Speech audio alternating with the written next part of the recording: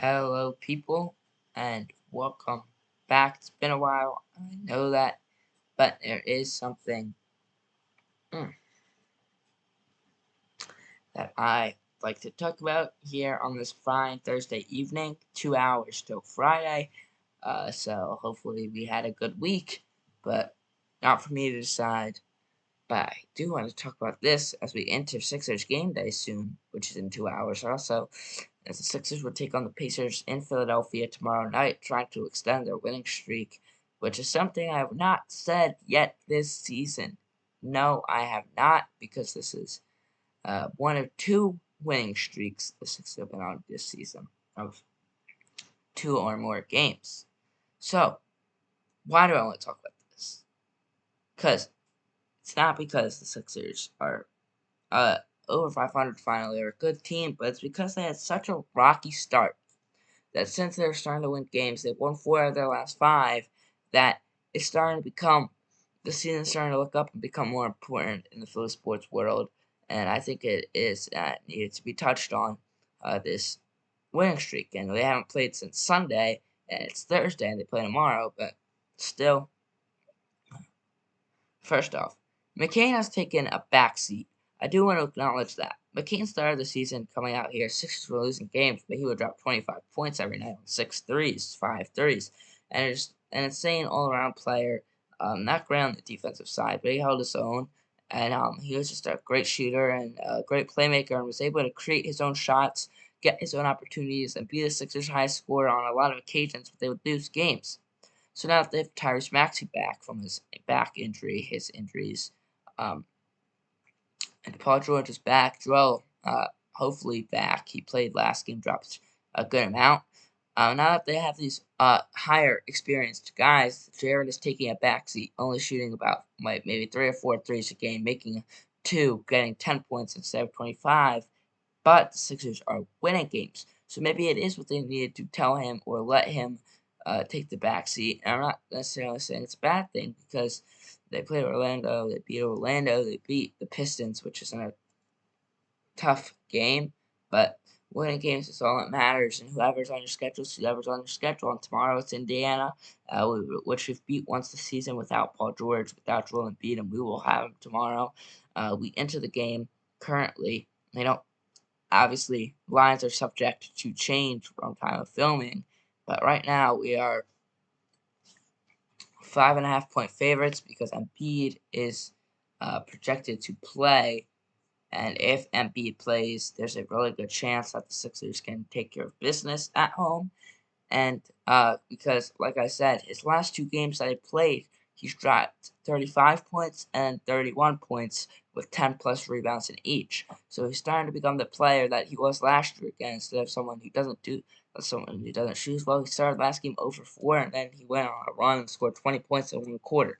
So it's things like that, just getting hot and staying hot. And I think Embiid's very capable of doing that, not just for a game, but for a season. And I think we see that. And I get you don't want to overwork him, but you also don't want to underwork him. And I personally believe the Sixers have been underworking him so far this season, and that's why they have a rough start. I think that he'll play more now that we're on the upswing to try and get us into that play-in playoff spot, because obviously we need to end there. I know it's early, but we still got, if we fall too far behind, we're not going to be able to catch up, and so we still got to be focused on that. We still have to lock in and win these games. And speaking of locked in, the player of the game last game, even though Embiid had more points than him, Tyrese Maxey. Maxey went out there in his third, fourth year and recorded his first ever triple-double in the win. I know, I feel like he's been towing that line out sometimes in some games this year and last year, but apparently, according to the sources, that this is Maxey's first ever triple-double. So, I mean, that's just really good for him. It helped the team get the win in Chicago, which is obviously huge. Even though that game was terribly scheduled. They scheduled that game not at 3 p.m. on a Sunday, not at 4 p.m. on a Sunday, which are still bad times, but at 1 p.m. on a Sunday. They scheduled it to start the exact same time as the Eagles game, who, by the way, are very right now after that game, and at the same time as a bunch of football games, and it would be over before that. So it doesn't make sense. It's not like people are like finishing the Eagles games and tuning into the Sixers games. Football games take longer than basketball games. Basketball's a more fast-paced game, So just doesn't make sense to me on how the Sixers or the NBA decided that would be a good start time. But I'm not complaining. We got the win. We won Chicago. We won Detroit. That's 2 in a row. Or was it the Magic we beat? It was one of those two teams. I don't care because we won. So energy there. Um, we're starting to be on the uprise. We're 12th in the Eastern Conference, 1.5 games behind a play-in bid, which would help a lot. Because I think, like last year, we were in the play-in tournament, we made the playoffs. We obviously lost 4-2 to New York at home, and in a rough game. But I think just be on the backswing here. Like we got punched pretty hard to start the season, so I think we're able to just swing back, or as Joel Embiid would do, karate kick back, as he did that after one of his baskets in the game on Sunday, which was a fun little move by him. As we know, his new moves, the chop, obviously a little explicit. Apparently, the kick. He loves to kick. I mean, he played soccer for half his life, overseas. So, I guess he saw him one time. He got a tech for like punting the ball, and he actually one of the weirdest things, nothing to do with the current state of Sixers, but in the first game of the season, he got tech he was not even playing. It was an after the game tech. Did not impact the game, but it impacts his regular season. If you guys turn him out, I guess you have like a 2-game suspension or something like that. So I think that he has a few going towards that from the bench this season, which is kind of funny. But Embiid he looked better. He smiled. I think he was like he looked like he liked playing basketball. Maxey his first career triple double. Paul George was back and played pretty good. I mean, everyone like it. Just team morale seems to be up in the locker room.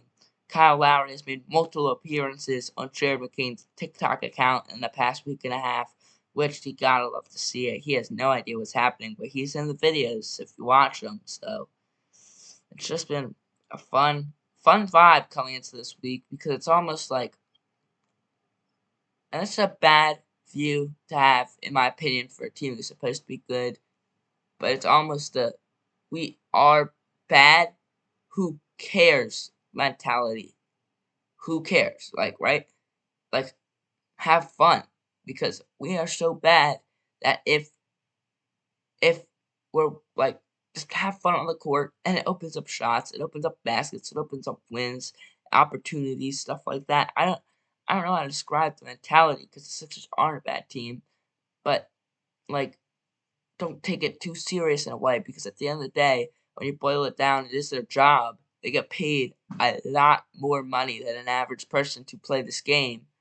But at the end of the day, their job is to play this game, have fun doing this, have passion doing it. So at the end of the day, it's like, don't try too hard, don't care too much, and you'll get more wins, which sounds weird, honestly.